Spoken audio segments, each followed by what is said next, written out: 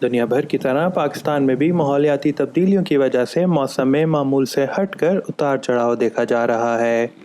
इस साल मौसम सरमा में मामूल से ज़्यादा सर्दी और बारिशें देखी गई, जबकि मौसम गर्मा में दर्जा हरारत में गैर मामूली इजाफा हुआ।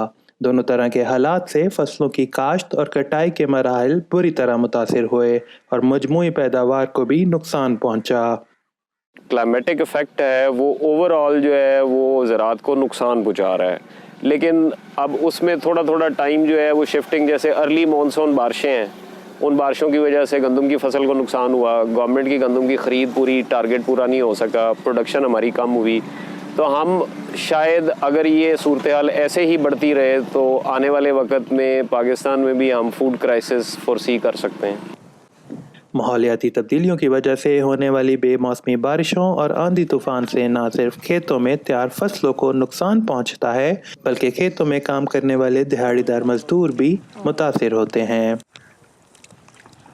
बेमौसमियां बारिशां नाल नुकसान ही हुंदा है भी फसलां डुੱਬ ਜਾਂਦੀਆਂ ਨੇ, ਮਕਈਆਂ ਵਿੱਚ ਗਲ ਜਾਂਦੀਆਂ ਨੇ।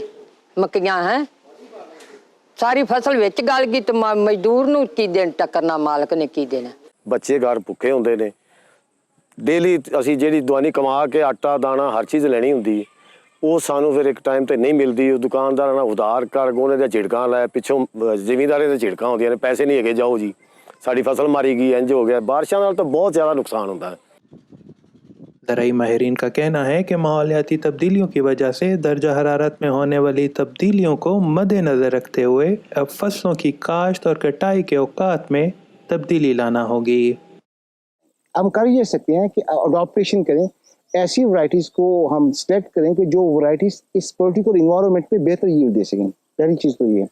दूसरी चीज़ ये कि एक है NO2 एक one of the green house gases है और उसका मेन सोर्स जो है हमारी फर्टिलाइजेशन है, हमारी फर्टिलाइजर्स है उसकी वजह से। ठीक है, उसमें ये होता है कि हम जो नाइट्रोजन फर्टिलाइजर डालते हैं वो हम कम डालें, ताकि और ऐसी वैरायटी यूज़ करें जो ज़्यादा अपटेक ले सकें, जिसको हम कहते हैं कि नाइट्रोजन यूज़ एफिशिएंसी की ज़्यादा हो। इसकी वजह से हम ख़त्म तो नहीं कर सकते इफेक्ट्स को, लेकिन उनको मिनिमाइज जरूर कर सकते हैं। 18वीं तरमीम के तहत ज़राअत का शोबा सूबाई हुकूमतों के कंट्रोल में है। माहौलियाती तब्दीलियों के असरात से निमटने के लिए अब तक पंजाब के महकमा ज़राअत की जानिब से कोई जामे हिकमत अमली सामने नहीं आई, जबकि वफाकी वज़ारत माहौलियात का कहना है कि इनकी जानिब से 10 अरब दरख्त लगाने के मंसूबे पर काम जारी है, मगर इसके मुस्बत असरात सामने आने में वक्त लगेगा। Naveed Naseem, voice of America, Hujja Shah Muqeem, ज़िला उकाड़ा।